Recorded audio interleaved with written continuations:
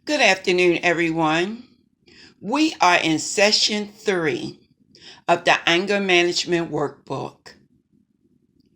In session 3, we will be talking about the anger control plan. Now, just to recap from session 2, we understand that anger cues fall into the category of physical cues like your heart is beating fast, behavioral cues like you're clenching your fists, emotional cues like you are yelling, cognitive cues mean that you are engaging in negative self-talk. That self-talk is hostile. So that's just a brief recap of what we talked about in session 2.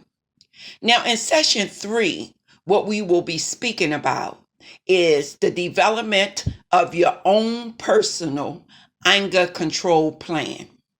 Now, what will control one person's anger may not control the next person's anger.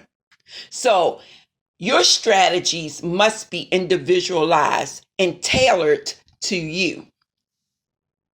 So in order to do this, you must know yourself.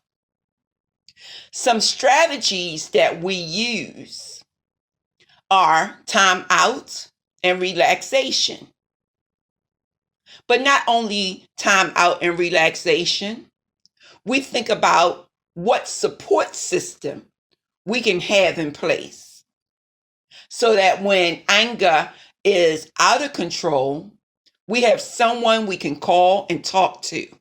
It could be a trusted, the key is trusted, family member, friend, or therapist, or anyone else you deem as a trusted individual you can share your thoughts with. Now, when we are engaged in thinking about these particular strategies, once again, it's a timeout. It could be deep breathing exercises or thought stopping. Now, this thought stopping is stopping the irrational thought and replacing it with a more rational thought. Because when we are angry, we are irrational. That means, in particular, that we are moving on emotion and not on the cognitive aspects of who we are. So in psychology, we would say that you are not using your executive functioning. That executive functioning is all about thinking.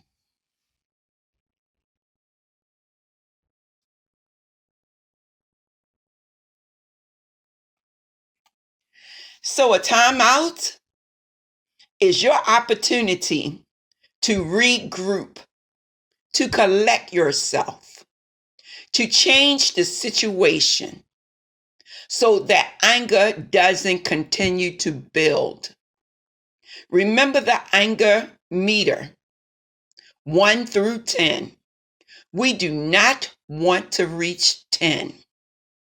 We want to stay at least a level of 2 because we're human. And anger is a survival mechanism. That's exactly what anger is. We're trying to protect ourselves. So we are human and we will become angry, but we do not want our anger to escalate. So we want to stop the thought and the action before it becomes too bad. Now, you can develop a formal timeout policy. Now, this formal policy would tell your family members, friends, and coworkers that you need a timeout.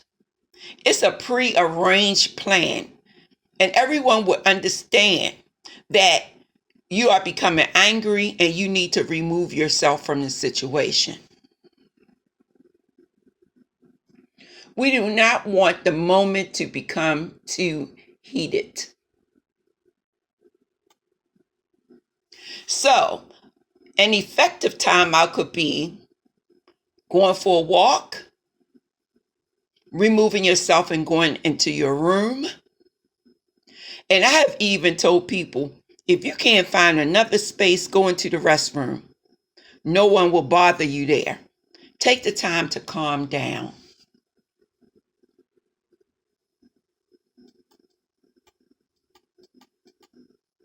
Once again, we need a supportive network. Someone we can call, someone we trust, that we can vent our emotions out. If you have no one, you can always write in your journal to vent out your emotions. Also, keep in mind that if you are a part of a 12-step program, you can call your sponsor. You can always call your therapist.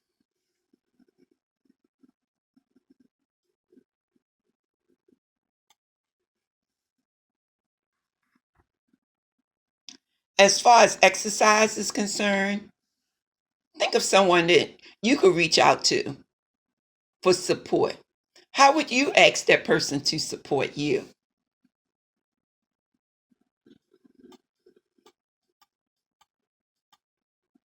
Can you think of a situation where you would use timeout?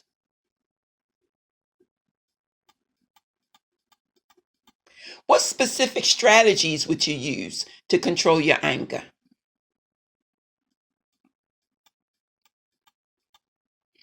Here is a sample anger control plan. Take a timeout. Talk to a friend, someone you trust. Use the conflict resolution model to solve your problems. Now, I will be going through the model with you in detail in our session 7 and 8. Exercise. Once again, take a walk, go to the gym. Go to a 12-step meeting if you are in fellowship.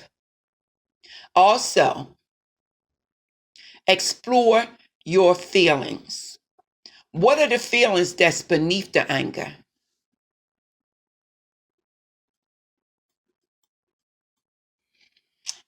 There's something that is not in this workbook, but I will tell you that actually works: to use humor. Find the humor in the situation. Sometimes life is just too serious, and we need to take the time to laugh at things. I have learned to adopt this strategy.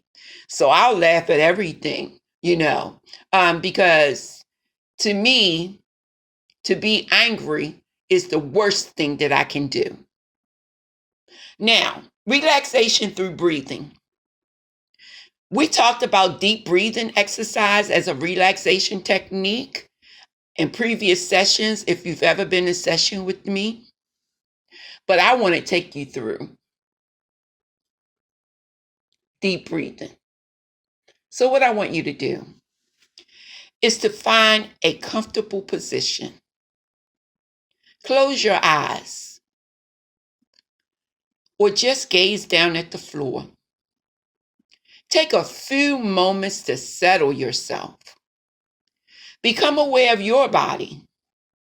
Check for any tension that you may be feeling. Begin with your feet and then move up to your head. Notice any tension that's in your legs, stomach, hands, arms, shoulders, neck, and face. Now let go of that tension. Become aware of your breathing. Pay attention to your breath as it enters and leaves your body. This can be very relaxing. Take a deep breath. Notice how your lungs and your chest expand. Slowly exhale. Take a deep breath. Fill your lungs and chest. Notice how much air you can take in. Hold it for a second. Now release and exhale slowly. Inhale slowly and fully one more time. Hold it for a second and then release. Continue to breathe in this way for a couple minutes. With each inhalation and exhalation, feel your body becoming more and more relaxed. And continue to do this. Now, how do you feel? Was that good for you? Did you notice any new sensations in your body?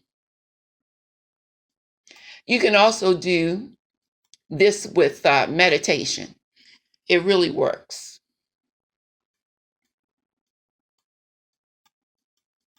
We are at the end of session 3. As usual, the workbook will allow you to monitor your anger for the week. If you're the type of person to get angry, then I suggest that you engage in these practices. For example, measure your anger on the anger meter scale. Think about what event led you to become angry.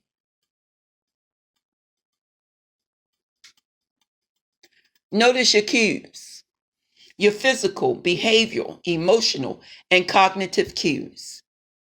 Go back to session 2 if you do not remember what these cues look like. Now, what strategies did you use to avoid reaching 10 on the anger meter?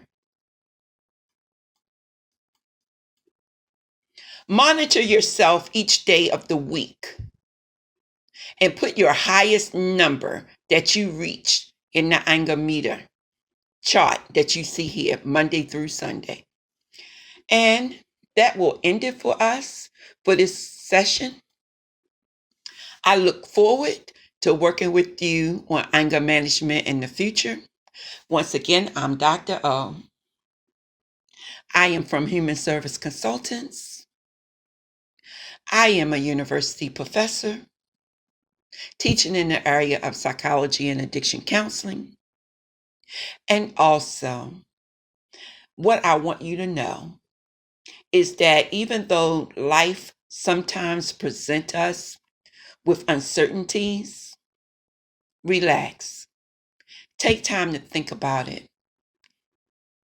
Use problem-solving skills.